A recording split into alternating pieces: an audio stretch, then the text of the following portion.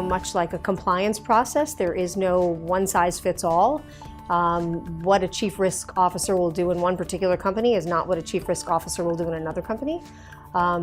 Depending both on the sector and the industry and how large the company is and the types of risks that company faces, there is clearly a place for a CRO, and in many large companies that CRO will go to or remain in the C-suite, but it's going to evolve. The chief risk officer position is going to evolve, and I think it's here to stay.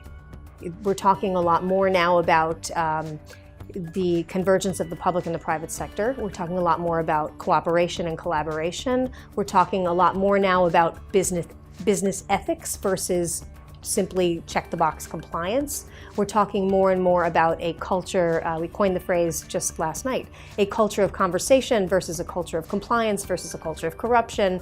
And I think companies and the government are looking more at the human resources and what people can bring to the table, both in terms of human behavior, in terms of being a rich resource, and in terms of being a risk. Never underestimate the power of your people, both, as I said, as a rich resource and as a significant risk.